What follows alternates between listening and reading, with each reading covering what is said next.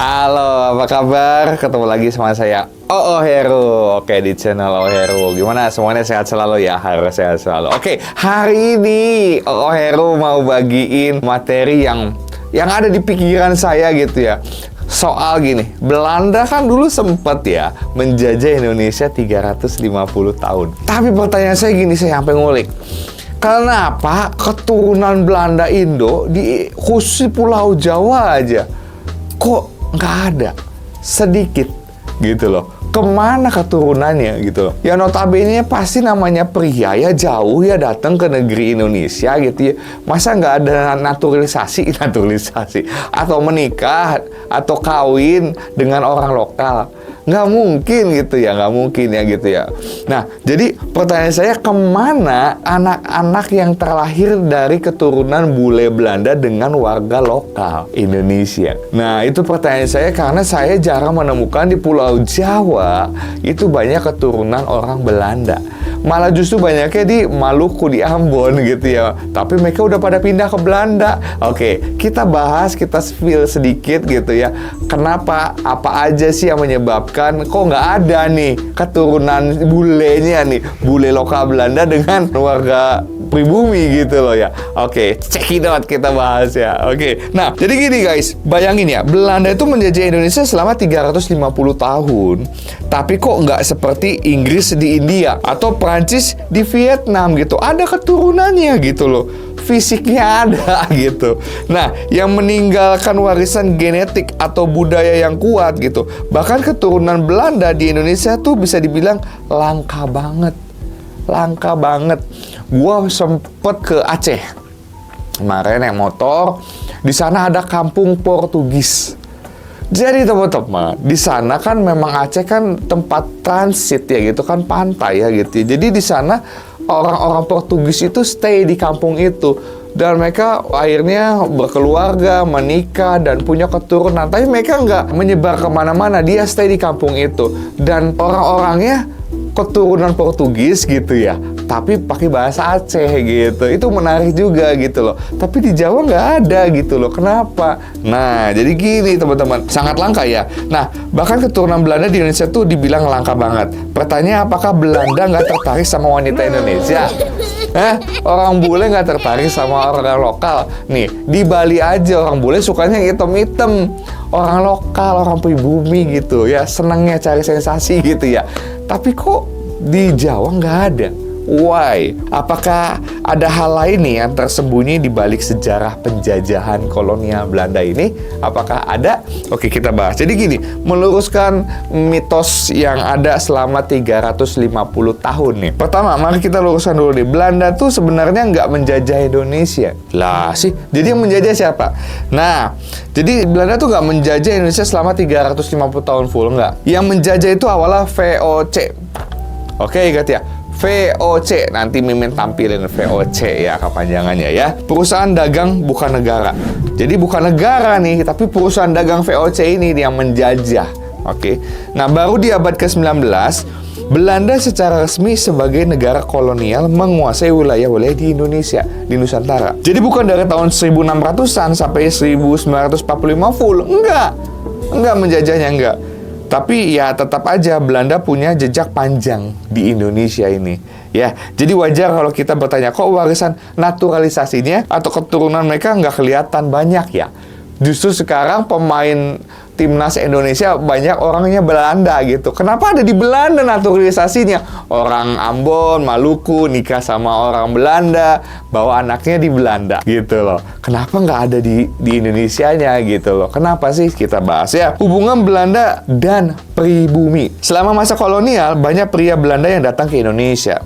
Tapi sebagian besar itu adalah pedagang, serdadu, dan administrator. Dan karena mereka jauh dari negeri asal, hubungan dengan perempuan lokal memang terjadi. Pasti ada.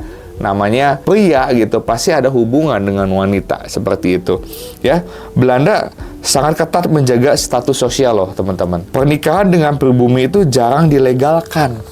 Wow, bahkan anak hasil hubungan itu seringkali nggak diakui oleh sebagian bangsawan Eropa. Muncullah istilah Indo atau Indo-Eropa. Nah, mereka ini keturunan campuran antara Belanda dan pribumi.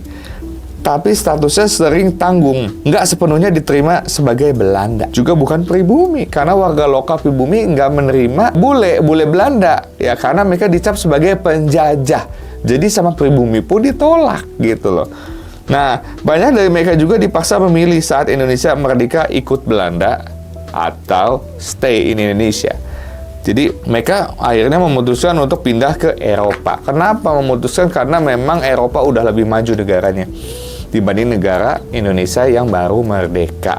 Jadi pilihannya jatuh ke Eropa, ke Belanda. Akhirnya mereka pergi ke Belanda bersama anak-anaknya, bersama mungkin orang-orang pribuminya dibawa sekalian nih sama bule-bule Belanda gitu ke Belanda, sama anak hasil dari hubungannya itu. Oke, jadi mereka akhirnya bermigrasi ke Eropa. Makanya banyak naturalisasi pemain, contoh timnas aja itu banyaknya apa? Di Belanda, bukan di Indonesia, karena Belanda lebih menjamin warganya. Ya, jadi lebih ada jaminan lah, pemerintah tuh lebih nyata gitu loh. Dibanding di Indonesia, pemerintahnya belum kelihatan nyata walaupun udah bayar pajak. Udah rutin bayar pajak. Pajaknya dipakai buat korupsi. Jitak nih. Itu orang-orang pemerintah. Jadi perbedaan strategi penjajahan, coba bandingin nih sama Inggris di India. Inggris banyak membangun koloni permanen dan menetap, sehingga ada lebih banyak interaksi dan percampuran budaya, bahkan keturunan. Sementara Belanda lebih mengeksploitasi dan menjaga jarak. Jadi tipikal kalau orang Belanda itu lebih ngejajasi ya. Makanya sedikit banget keturunan Belanda, karena memang dia sih ke Indonesia itu fokusnya memang menjajah, mengeksploitasi alam kita gitu loh. Beda sama mungkin orang-orang dari Prancis ataupun dari Inggris seperti itu. Nah, mereka datang buat dagang dan mengeruk sumber daya, bukan untuk menetap dan membaur. Makanya mereka cenderung menjaga garis rasial ketat, dan hanya sedikit dari mereka yang membangun kehidupan jangka panjang di Nusantara. Maksudnya jarang mereka yang akhirnya menikah dengan warga lokal, akhirnya punya anak, menetap di Indonesia, jarang.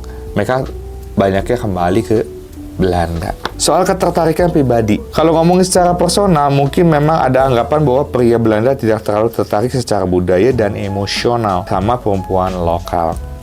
Tapi ini bukan karena perempuan Indonesia nggak menarik loh. Ya, justru sebaliknya, banyak perempuan lokal yang kuat, mandiri, dan cerdas, teman-teman. Tapi hubungan itu terhalang sistem kasta dari kolonial. Beberapa kasus pernikahan campuran memang ada. Ya, betul, terjadi ada. Tapi jumlahnya kecil, teman-teman.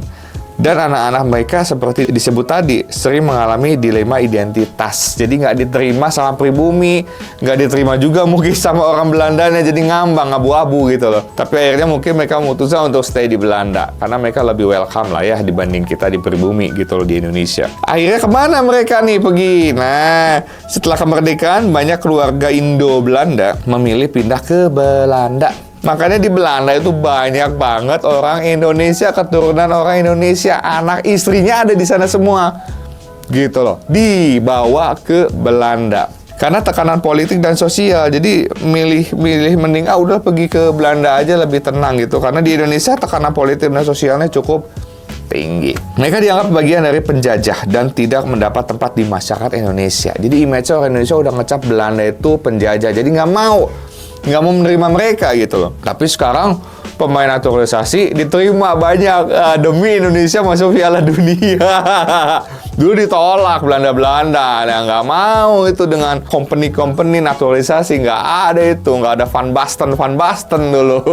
Sekarang kita Indonesia sibuk mencari pemain grade A yang ada main di Eropa, di Belanda, di mana gitu ya, ditarik-tarikin buat pindah jadi warga negara Indonesia ya gitu. Mereka dianggap sebagian dari penjajah dan tidak mendapat tempat di masyarakat Indonesia yang baru merdeka. Inilah kenapa sekarang keturunan Belanda di Indonesia jarang banget terdengar dan lebih banyak yang menetap di Belanda sana. Tapi bener sih, mending memutuskan untuk stay di Belanda, kayaknya hidupnya lebih terjamin dibanding hidup di Indonesia gitu ya. Nah, closing. Nah, jadi jawabannya bukan karena Belanda nggak suka wanita Indonesia loh ya, makanya Gue pikir kenapa orang Belanda gitu laki-laki kok nggak doyan dengan perempuan lokal ya pribumi di Indonesia, keturunannya kok nggak ada gitu. Jadi bukan karena orang Belanda laki-laki Belanda nggak suka dengan wanita pribumi loh ya, memang ada beberapa poin tadi yang udah Heru sebutkan gitu. Jadi ada kalangan ras ya dulu ya gitu. Jadi mereka nggak suka dengan pribumi nolak orang Belanda juga membatasi hubungan dengan orang pribumi, makanya mereka akhirnya nggak membaur dan nggak naturalisasi dengan wanita Indonesia gitu. Nah, jadi mereka nggak datang buat cinta. Mereka datang buat kuasai Indonesia dulu. Menurut kamu, apakah sejarah kolonial Belanda memang sengaja disterilkan dari unsur budaya supaya jejaknya cepat hilang? Atau karena kita memang kurang mendalami narasi percampuran itu nih? Oke, tulis pendapatmu di kolom komentar ya guys ya. Jangan lupa like, share, dan subscribe channel Heru biar gua bikin lagi konten-konten yang memang menarik buat teman-teman tonton. Oke, guys, yang pasti jangan lupa bahagia. Bye!